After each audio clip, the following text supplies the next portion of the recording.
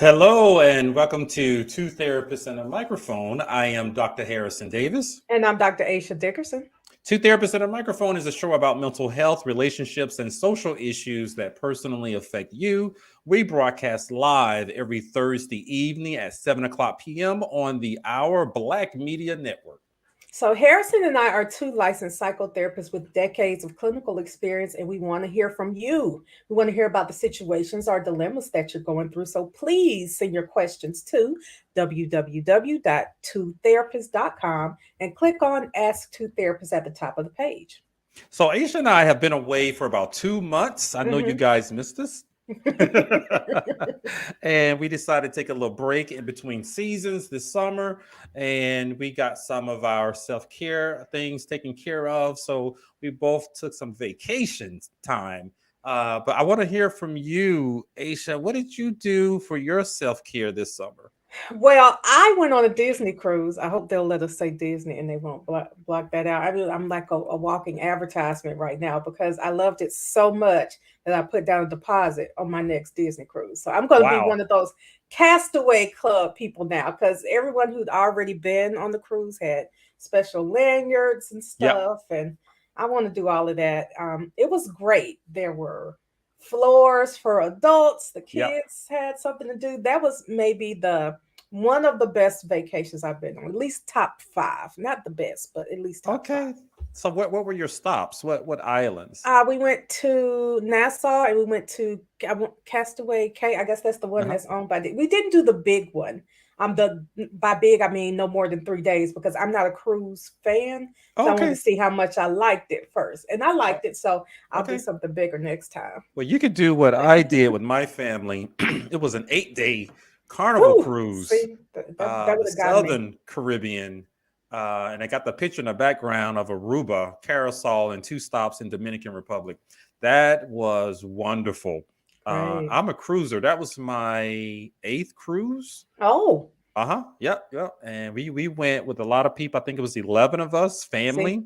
that's another bad thing for me. All this, too many people, too many days. I would not love these people when I got back. We usually do 7-day cruises, and going down to Aruba, I guess it took 8. I must admit that 8th day, I was ready to get off the ship.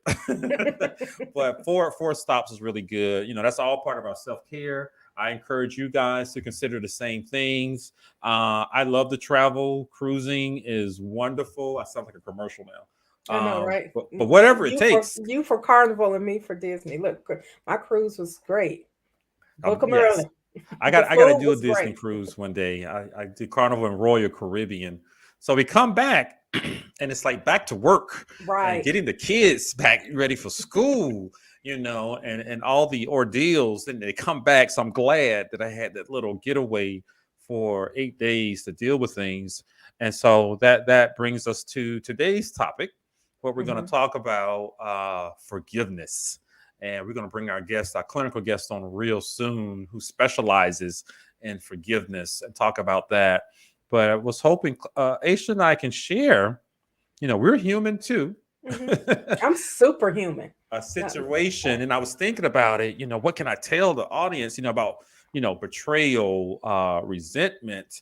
I had to think back at a time, where I was confronted with that. But I want you to go first. Tell us how you handle situations like that. Well, it's funny because I think I liked the topic forgiveness because I think it's probably an area where I could use. I mean, there's not a lot of things I'm not great at, but forgiveness is one. I'm just not great at it. I better with resentment. I feel like it feeds me. Mm, And if it's growing and I react, I feel power. I feel good without forgiving people. I don't there are people that I feel like I never need to or have to forgive. I'm going to be okay with that.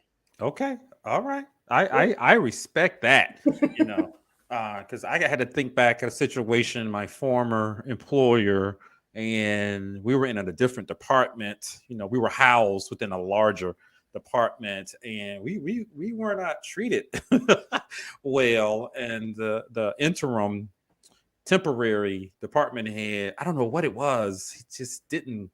I don't know. I didn't feel welcome. I didn't feel like I was part of the team, like I was like outside of the in crowd. And he made some statements to smear my name, Mm. some falsehoods to the other professors. And I just remember thinking, ooh, I hope he hits a tree when he goes home. Because I tried to talk to him, and I said, "Forget it. I'm not going to resolve anything." I made a decision that I did not have a relationship with him. I could care less, So I went through a little period where I saw him, and I just decided to make him invisible to me. I cut him off, and if I didn't have to talk to you, I don't have to talk to you. See, You I'm the know, opposite. When in my resentment, I'm going to make sure that you know I that see. I'm still upset with you. So when I was a master's student, I had one professor who gave me a B. And I mean, she gave it to me. I earned my A, but she would not look through trust me, I Wow. earned an A. She gave me a B and she wanted me to just get comfortable with having a B and be okay with it. That was my master's program. Now, since then, I've gotten a PhD and everything. Hmm. I do a lot of professional activities. And I remember seeing her at a national conference maybe about 4 years ago.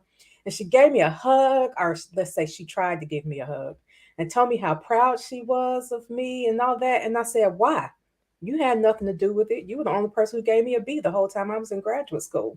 Oh yeah. Ooh, you gave her that heat, and So I she didn't remember it. It wasn't significant to her right. at all. Yeah. She was Yeah. so shocked she didn't apologize. She was just like, well, okay. I moved on Yeah. fine. I need to get that off my chest. And if I see her again, I'll probably bring it up again. Gotcha. So we handle things a little bit differently. I make a decision sometimes. Yeah, I can confront things and people, but I make a decision sometimes. Is that worth my energy?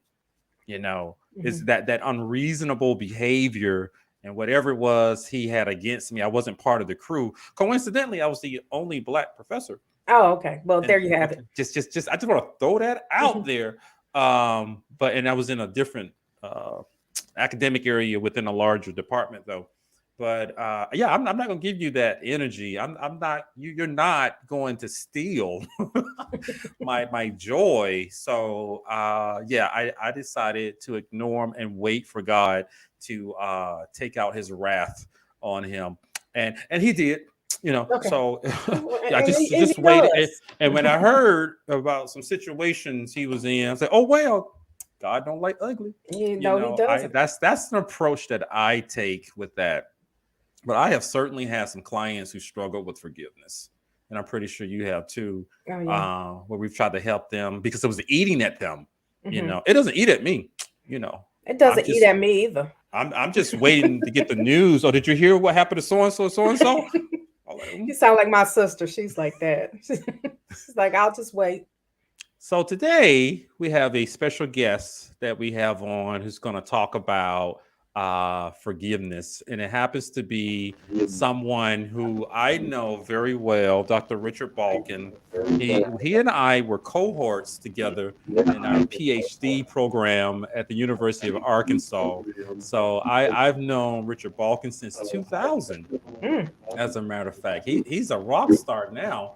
So I was still in high school then. I just want to put that out yeah, there. I was advanced, so I was.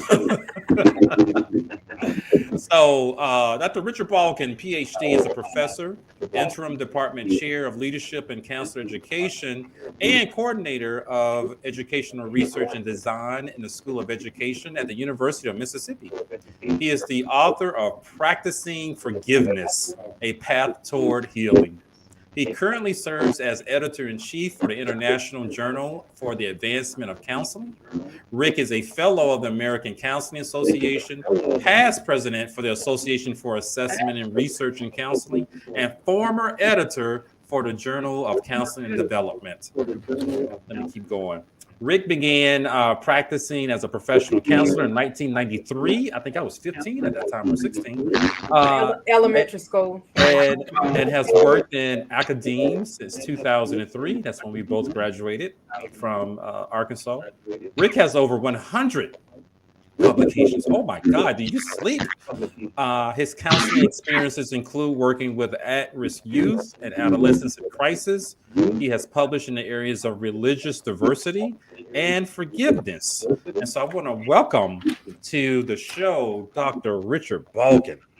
Thank you. Thank you. Thank you for letting me be here. This is Okay, great. good. There's a little delay in your microphone. Okay. Is that better? That's a little bit better. Okay. Yeah, I'm hearing my echo through your computer. Are you listening through your headphones? I was. Can you hear me through your headphones? All right. So take a second to check your mic. Let me just mute you just a little bit. Okay. I'm going to mute you. There you go. Yeah, that's coming from yours. Check that out on your laptop just for a minute or two. Aisha and I will continue talking about forgiveness. Yeah, Rick, it might be better if we just go without the headphones if possible. Yeah, just take them off completely and disconnect them from your computer. Turn off the Bluetooth. And Gotcha. we're back. Can you hear us? I can. How's that? Yeah, we hear you a second after your lips move. Oh, wow. Okay, we weren't having this problem earlier. That's strange. That is correct. So do me a favor. I'm gonna mute you just for 1 minute. Check your computer, make sure it's hooked up well and everything's working well. And I remember Aisha had a client who was a grown man, in his 40s, kids, everything, and he did not forgive his parents for breaking up and divorcing. You know, when he was a kid, and it meant he had to go live with his mom. He had to change schools. And he had to leave his friends. Now, this is a grown man, you know, and he held on to that resentment throughout his adulthood. You might want to leave out and come back. Try that, Rick. Yeah, leave out and come back. Yeah, and get back. Yeah, get back on. I think I have it. Is that better? Oh, yes. Okay. All right. So forget that client. I helped him. He's good now. But we have the expert here who's written over 100 articles. I've seen some of your TEDx talks, and you talk about forgiveness. I want to first ask, how did you get started to focus on forgiveness? You know, how did that become something you decided to focus on? So, you know, this was a topic that I didn't find. It found me. And it happened in my clinical work. So this is my 20th year. This is our 20th year in academia. Yes. And, well, I got one more year. We got one more year. Okay. We're starting our 20th year. So, but yeah, you know, we, prior to that, I used to work on an adolescent unit in an inpatient psychiatric hospital. I remember that. And one of my clients came in. She was suicidal. And what happened is she had disclosed to her school counselor that she was being sexually abused by her father. And the school counselor did all the things a school counselor is supposed to do. Called the abuse hotline, made a report, an investigation ensued. And the father was removed from the home, and the mother turns to her daughter and says, "You're destroying our family." Wow. And that's when this client became suicidal. Oh. So at this time, the father's removed. The mom still has custody. DHS is involved. The daughter is hospitalized, and I am doing the first family session between daughter and her mom. And I'm talking to her mom, and I said, what your daughter needs most right now is support. And mom's nodding, and, you know, okay, we're on the same page here. So we're good. And I I bring the daughter into the family conference room, and if you can imagine an office where there's two chairs and a sofa, and the daughter goes to sit on the sofa, the mom doesn't go to sit next to her daughter. She sits in this chair between me and her daughter and looks at her daughter, and the first words out of the mother's mouth was, as a Christian, you have to forgive him. And wow. Yeah. And y'all, I would love to tell you that what came out of my mouth, I took a moment to pause and reflect on what I was going to say and then gave a response. I didn't. My response came automatic. And I looked at the mother. She says, as a Christian, you have to forgive him. And I said, wouldn't that be convenient for you? And the mom looks at me like, what did you just say? And I said, well, then you don't have to choose between your daughter's disclosure and your husband's denial. If she forgives him, it just goes under the rug. So that family session doesn't go really well. And, whether you like what I said or not, I've had some folks say, wow, that was really gangsta. And I've had other folks say, I don't like what you said. It doesn't matter because that's what I said, and I'm not going to change the narrative. If you don't like it, it's what I said. So I, years later, after our doctoral program, I took my first academic position, and I joined a synagogue, and there was this presentation on forgiveness in Judaism, and there's three types of forgiveness in Judaism. There's the forgiveness that only God can give, and it's called selicha. It's a Hebrew word, selicha, and it refers to. But it refers to what only God can give. And then we have restitutional forgiveness. I borrow your lawnmower, I break your lawnmower, I repair your lawnmower. We're good. Gotcha. And then we had this concept called mechila, and it refers to this wiping away of debt. The idea of what I want from you, I'm not going to get, so you don't owe it anymore. And I went, that's my client. That's where she needed to go. The idea that we work with people sometimes where reconciliation is a separate part of forgiveness. And sometimes, instead of viewing forgiveness from the lens of, oh, I forgive you, let's repair our relationship, our traditional way of looking at it, we can look at forgiveness from an idea of what I want from you, I'm not going to get. So you don't owe it to me anymore, and we're done. In each of your stories that I was listening to, I'm thinking to myself, do you wake up in the morning wishing ill will upon this person? Yes. I don't.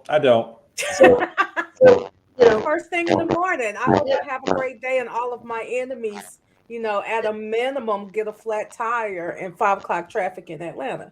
Now, there was a time in the beginning I was really hoping he would hit a tree driving home. I'm not going to lie. First of all, I would say anger sometimes gets a bad rap because anger can move us to decisions and progress. But anger, especially a brooding anger, can take a lot of negative energy. And so a lot of it depends on what you do with that. You wake up and say, have a crappy day, haha, and you're fed by that and you have a smile on your face. Or, I'm waking up angry and it's affecting my day. And I'm not as productive. I remember when I worked in a bad environment, and I remember having a 30-minute drive. And I could feel during that 30-minute drive as I'm preparing mentally for my day at work. My blood was boiling. I was like, oh my God, if I continue working here, I'm going to have a heart attack by the time I'm 45 because it was taking a toll on me. At that point, it's having a detrimental effect on our own wellness. And so I look at the idea of, forgiveness can be interpersonal, where you reconcile the relationship. But forgiveness can also be intrapersonal, where you say, you know what?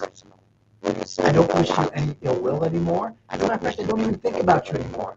And we're done. And that is another type of forgiveness. Yeah, I'm glad you validated, how I feel. Because when I cut you off, I cut you off. I don't give a damn, but I don't forget. Like I know what you did, I know what you said, and I didn't like it, but that doesn't mean that I'm gonna harbor those stressful feelings that you just talked about. I tell myself I'm gonna leave that with you and God, and He's gonna get you. is what I do. Well, so I wouldn't say that my anger stresses me out. I don't think about, and I do wake up, a list of people who I'm hoping get it today. But I move on, and when bad things happen to them, I have sometimes said I wish it were worse. People always say things like, "I never wish death on anybody." I'm like, really? Nobody? That's not realistic, is it? Karma is a real thing, and there's a difference between karma and revenge. Karma is, you're going to get what's coming to you. I'm just not going to have anything to do with it. So I'm with that. I'm not going to have anything to do with it, but I sure am hoping that the Lord answers my prayers, because He knows my heart and what I went through. And revenge belongs to the Lord. Yes. So is that healthy for us to let it go, Rick, and for our audience, to not exactly, I guess that is a form of forgiveness, making a decision that I'm not going to hold on to it. And whatever happens to you because I believe in karma. I have seen it work. So are you saying that Aisha and I are doing a good thing with what we're practicing? That's an interesting question, and and of course, the answer is, does it work for you? It works for me. Yep. Right. Who are we to judge whether something is a good thing for you or a bad thing for you? This is your journey, and again, I think it depends on what you're doing. If you're waking up angry, and it's affecting your wellness, it's affecting your interactions, it's affecting how you feel, then I would suggest that's probably something you need to work on. And, but I hope that what people walk away is the idea that forgiveness doesn't have to be a reconciliation. It can. We do couples counseling. We believe in this. But we also know, But we also get away from each other. Yeah, so Rick, that you're coming back with the echo and the static. I'm just going to mute you for a minute. Check your connection, and I'll bring you right back. And we left the king back, Aisha. But Dr. Balkin mentioned something that was very interesting that I believe in. That forgiveness does not require reconciliation. Now, I definitely agree with that, because what I cannot guarantee that I will forgive you, but I can guarantee that we'll never reconcile.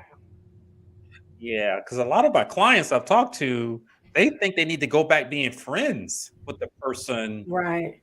Have a relationship, with the person. So I'm glad, Rick, and I brought you back. Much better. Yeah. So I'm glad that you mentioned. We don't have to go back and being friends with the person, because I'm not going to be buddies with that guy I used to work with 10 years ago. I don't care what you're doing, but I'm over it, but how healthy is this? Elaborate just a little bit on the role that reconciliation plays with forgiveness. Right. So, there's two paths, and I often talk about this in terms of Darth Vader and Lord Voldemort, because I'm a nerd. I like these examples. I like these. I'm a nerd too, so I'm looking forward to it. I'm not a nerd, so okay. Go ahead. But we know the story of Darth Vader. He's a bad guy. He kills baby Jedi. He destroys planets.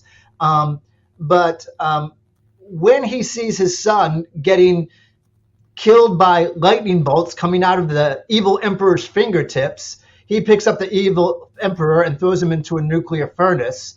and takes off his mask and says, "Let me look at you with my own eyes," and then becomes a ghost. Seriously, somebody wrote this and it became a really popular movie, but becomes a ghost and smiles glowingly as revenge. Yeah. But he gets redemption, and there's this reconciled relationship. And isn't this just an interesting theme in our human stories and experiences? Carl Jung called them archetypes, but what they are is these recurring human dramas that play out in our histories and our stories about redemption and about reconciliation, which is very different from the Harry Potter series, where the villain never does anything good, is evil is evil, and people die and they don't come back. That's and right. There is no redemption there. It's, I lost my parents, I lost my friends, I lost my family, and that doesn't change, and it kind of hurts.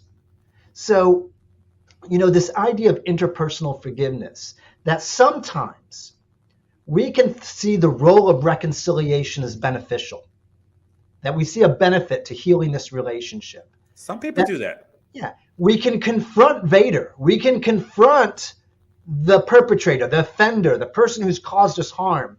And if we see remorse and change, such as a couple who dealt with infidelity. Yeah. If you see remorse and change, you can put the relationship back together. There's a difference for, hey, we've been dating 6 months and you cheated on me, we're done, versus we've been married for 25 years. We have finances together. We have a family together. We have kids together. This is more complicated, and I'd like to repair this. Yeah.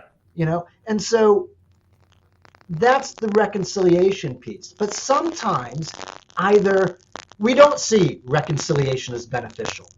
It's just, this is a bad relationship, I'm out of here. Or we see reconciliation as beneficial, but the person who caused us harm isn't remorseful, isn't going to change. And it puts us back in the same spot where we go through the stages of grief. This relationship, what I wanted from this person, I'm not going to get.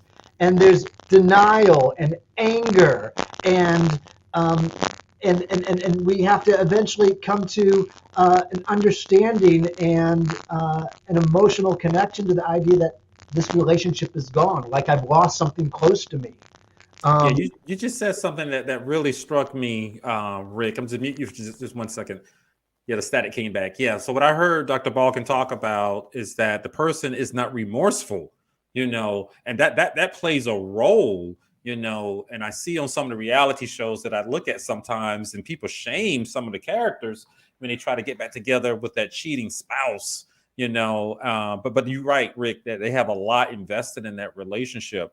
But Aisha, what do you think about trying to reconcile relationships when the person isn't remorseful? They're okay with what they did. I think it would just make you look stupid. You're over here putting in all that energy trying to not just heal yourself, but heal this relationship, and the other person is like, oh, got him again. Or they'll pretend that they're going to be a part of this reconciliation. Now, this is what I've seen a lot when it comes to, let's say, divorced couples, co-parenting relationships, where they're acting like they're getting along and everyone has forgiven each other for the sake of the child. And then as soon as you don't get what you want, you go back to dogging them out, and your mama is this and your dad and blah, blah, blah, and you ain't never going to be nothing. And I hate I had a kid with you. And then have you really forgiven? Yeah. Reminds me of a client years ago, 30 years old, wife around the same age, and the wife was really good friends with his mom, and they used to hang out together. And so, but the wife would get mad at his mom sometimes because of something that some argument or something, and she would go to her husband complaining about his mom and calling her names.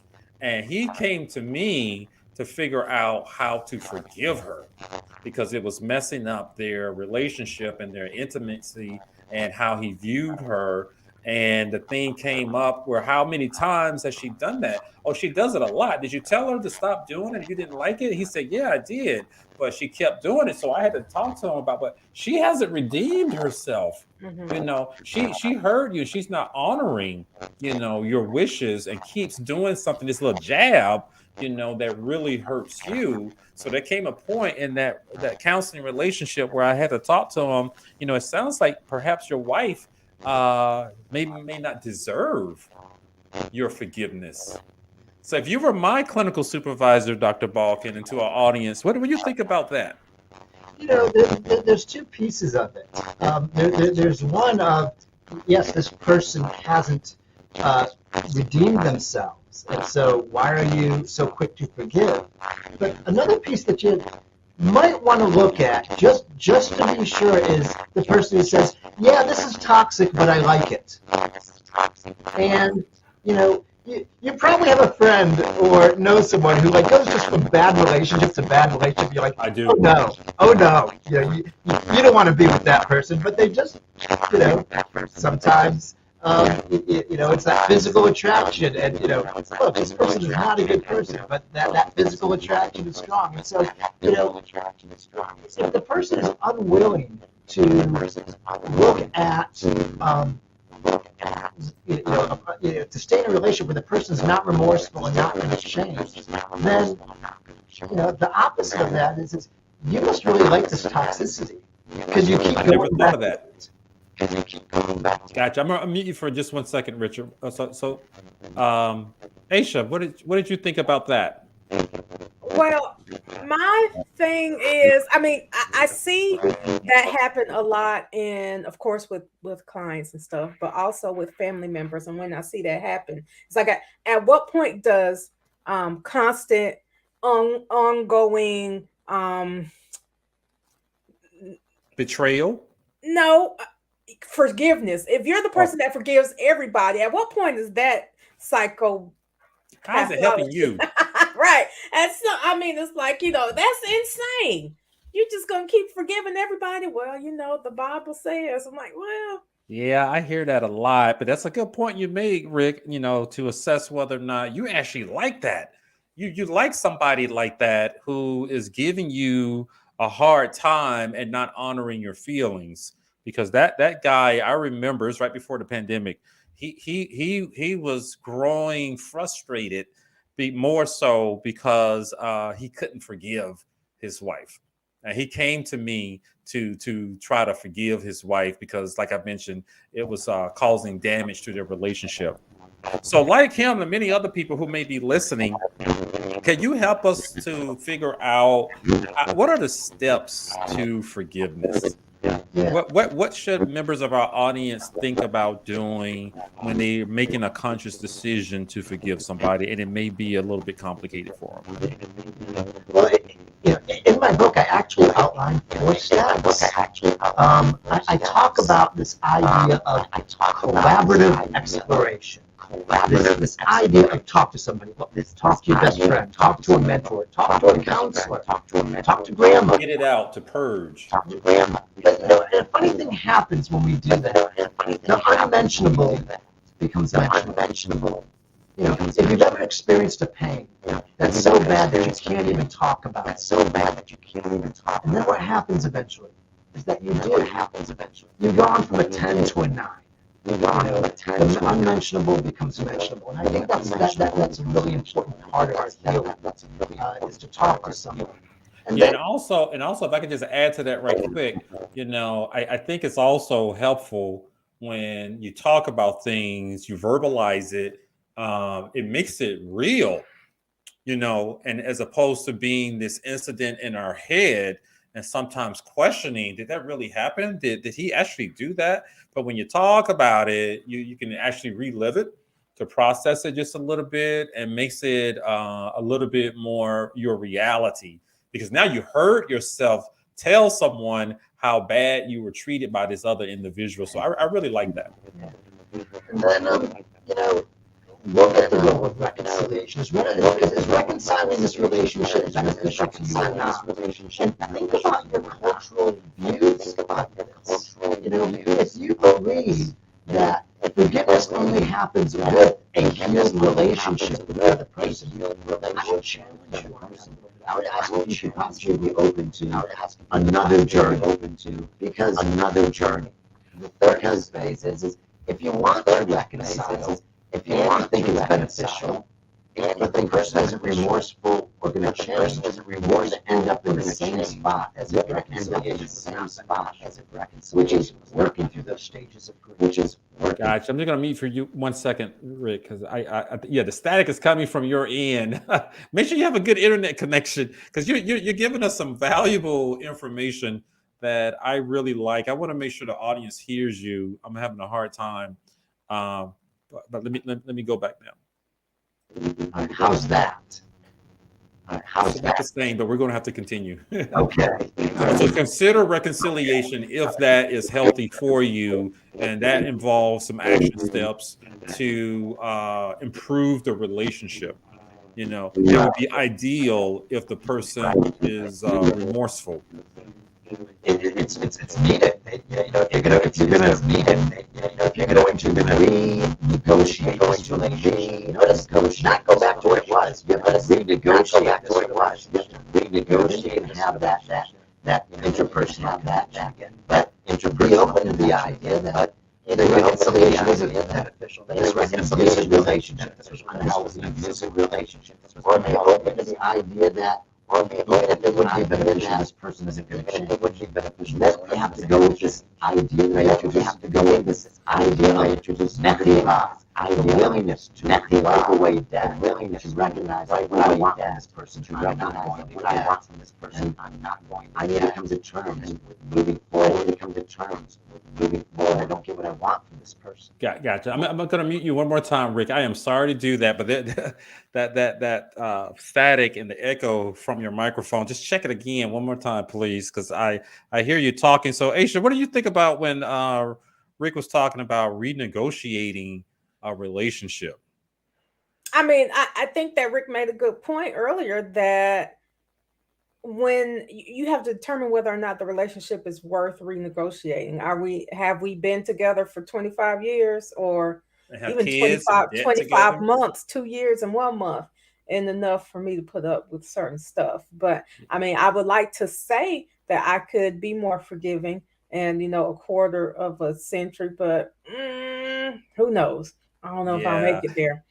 Yeah, I'm thinking that's when a couple in particular, or friendship, or even family members, when you can actually do that, that is great. But renegotiating relationship can be challenging when you've been hurt, because now you're going to see the person a little bit differently, and you already had an image in your head of this perception of who they are, and for many people, I'm believing that's who you fell in love with, and now they've hurt you and it's traumatic. I get all that, but then making a decision, they're even remorseful about it, but then how are you going to change how you view that person, and will that become a new relationship? And those are questions that we have to ask ourselves. So you're back, Rick. It sounds like you're much better. Okay. It must be Mississippi internet, but one of the things that I would also just want to mention here is that forgiveness is time and context bound, and I think we need to refrain from looking at ourselves as either forgiving people or unforgiving people. For instance, let's say your son or daughter brings home a friend, and that friend steals $20 out of your wallet. You might be like, that person's never allowed in our house again. They may not make it out of my house. Place either. Okay.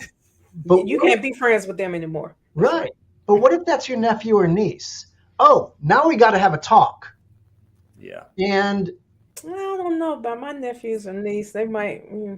But I can see myself doing that, but if you come back over, you got to sit right here in this chair and you're not going to move. And I'm going to put my stuff up. Everybody's got to hide their stuff. Right. But the same offense. Yeah. But you treat it differently depending on the context. And so, like I said, infidelity. You've been going out for 3 months. You've been married for 20 years. It's different. Mm-hmm. And so it's the same offense, but the context matters. And so I would always say, you're not a forgiving person or an unforgiving person. And Aisha, you gave an example of this person who forgives everybody. They do that. They act a certain way with, I would challenge that person and say, let's consider context. Consider you, as being this punching bag. Yeah. And the message that you're sending to people by constantly forgiving them, right, making it easy for them to get away with that infraction. I just had to throw that one in. You're right. You're right. So it sounds like you were talking about, you got to make yourself a priority in this process of forgiveness, and you think about, is it worth it to you? But you continue in the stages of forgiveness. I think you mentioned 2 of them. So we have the role of reconciliation, and then we have the remorse and change of the offender. And of the 4 stages, that 3rd stage, is the one that, as the victim of somebody's behavior, you have no control over. You can control about how much you talk and what you explore, your feelings about the person who caused you harm. You can control whether or not you believe reconciliation is beneficial. You have some control in that. You don't have any control on what this other person does. So that's external. That's outside of you. Yeah. And then based on these 2 middle elements of, is reconciliation beneficial, and is this person remorseful and change, you get to the 4th phase, which is the outcome phase. Do you want to pursue a renegotiation of the relationship, or do you want to go it alone and come to terms with the idea that what I want from this person, I'm not going to get, and so I withdraw this debt, this what they owe me, because I'm not going to get it, and you think about that, you think about how often. Aisha, you brought up the example of the B. You're not going to get an A. And I'm still better known than she is now today. I have surpassed. It took me.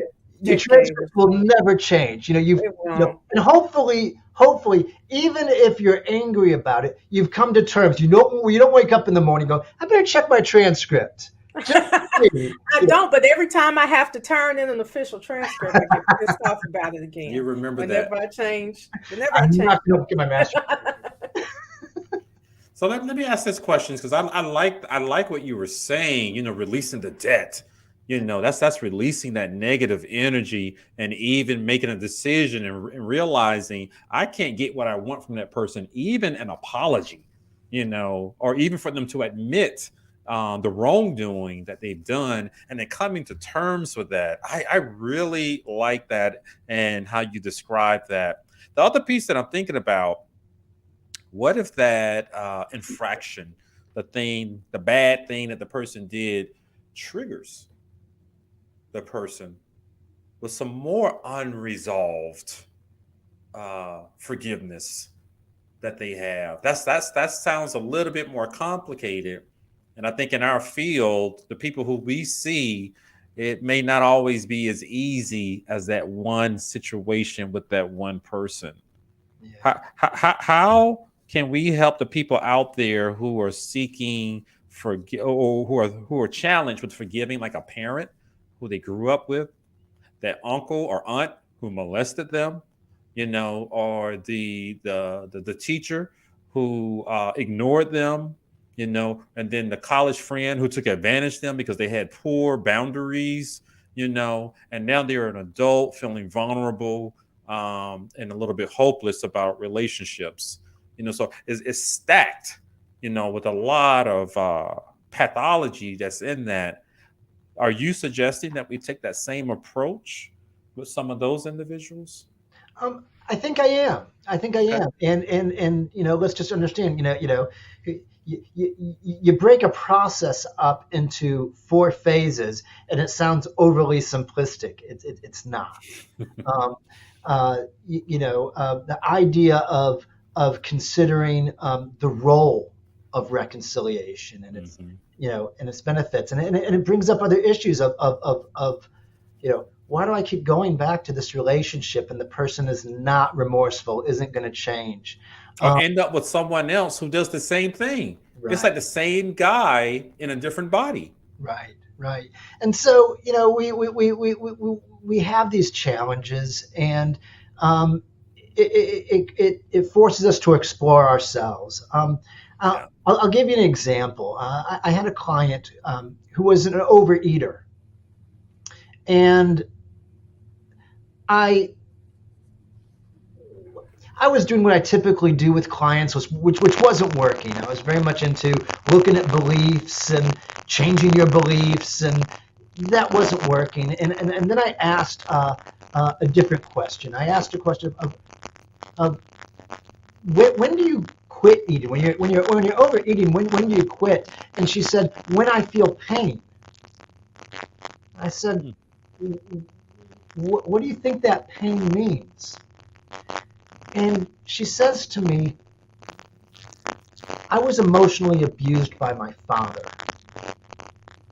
And when he was dying, being the oldest child, I had to set up all his health care.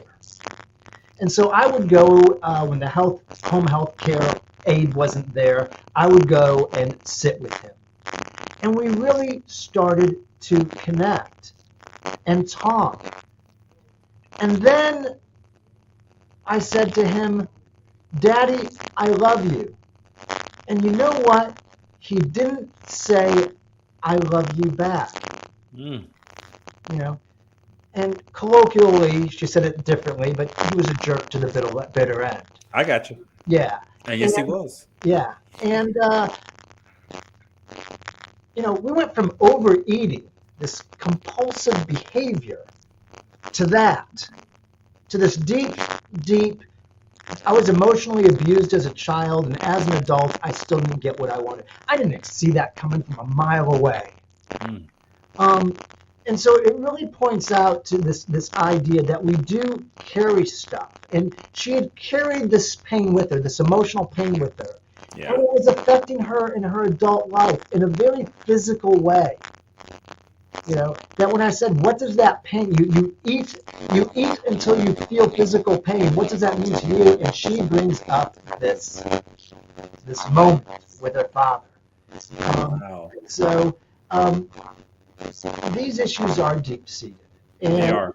And I think the best thing that we can do is understand that they're complicated, they're complex, and we should talk to someone. Absolutely. We got to do the work. Yeah. So speaking of talking to someone, Rick, we're getting close to the end. So I want to ask you, how can our viewers get in contact with you if they want to in the future? And tell us about your book too. Where can we find Yes, it? absolutely. So, yes, I wrote a book, Practicing Forgiveness, A Path Toward Healing. It's on Amazon, it's on Barnes & Noble, it's at Oxford University Press. I'm at the University of Mississippi, R.S. Balkin at olemiss.edu. So you can Google me and you'll find me, and you'll find my book. And that's probably the easiest way to reach out to me is just to email me. Gotcha. And let me just say, Rick is a good friend of mine, but I'm not saying this because we're friends, but that book is really good. I read through a couple of the chapters, and particularly the one on the stages of forgiveness. And I found it incredibly helpful in what I have been doing and understanding what I've been doing clinically with some of my clients. I just didn't have a word for it. And you created words and you described it very well. So I thought that was really good. Well, I tell you what, I'm going to get a copy, and I'll let you all know if I end up being more forgiving when I finish. I'll be the test. I'll be your test client, Rick. That sounds great. That sounds great. Yeah, absolutely. So I'm going to encourage everybody to go out there and check out Richard Balkan's book, Practicing Forgiveness, A Path Toward Healing. I mean, that is the goal. That's what you want to do. Whether or not the person remains in your life, that's a different situation. But I like how you said, even the last analogy you gave, the woman who ate so much and she stopped only when she felt physical pain. and we can talk about that with emotional pain. That's a sign. I tell people all the time, monitor your feelings when you're around someone. And if you feel uneasy or overly anxious or even sad constantly around somebody, that is your body, that's your spirit sending you some messages that you need to confront something. So thank you, Rick Balkin, for coming in and talking about forgiveness. Any final thoughts from you? Yeah. Thanks for having me on. It's a pleasure. Just a pleasure to reconnect with you here. So this way, we know each other. You can call me anytime, Rick. This would be great. Thank you. And check out the book and reach out to me. Let me know what you think. It's been a very cool journey for me personally to be able to write on a topic that resonates with me. Yeah, I think it does. And find a way to connect with mental health and to bring people also on a spiritual journey. As I mentioned, it came from a Jewish conceptualization of forgiveness that really has translated well. I've gone and talked with various churches. I've done a lot of research on this model with the African American population, and it holds. It works. It's empirically based, as well as I think a good theory. Gotcha. Thank you so much. So, Dr. Aisha, any final thoughts from you on forgiveness? Did you learn anything today? I feel like I did. I learned enough to want to pick up the book and try towards forgiveness. But look, this is my last time trying. So maybe in the future, at another show, we could talk about revenge, and the role that plays in helping you to heal, because I got a client, she really felt good, when she tried to run over her boyfriend. It feels good. And she bust out his windshield. Not revenge, vindication. Is that what you call it? Yeah. But she felt good, but she got in a little trouble, with the law. Sometimes it's worth it. So Rick, maybe in the future we could talk about revenge. Well, it's very interesting. I'm doing a research study right now on revenge, karma, and forgiveness. Okay. I look forward to reading that. So guys, thank you for joining us today as we talked with Dr. Richard Balkan about forgiveness. He gave us some good words on how we can start practicing forgiveness and understanding what it actually looks like.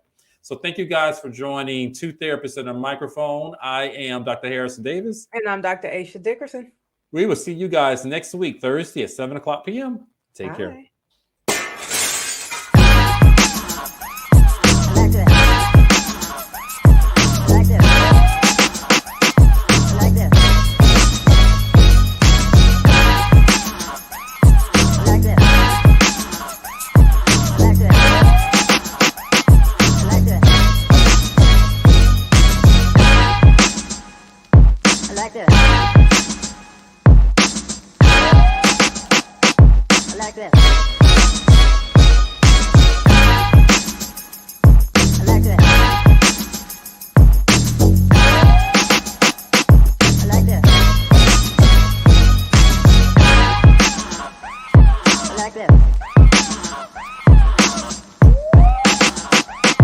Like that.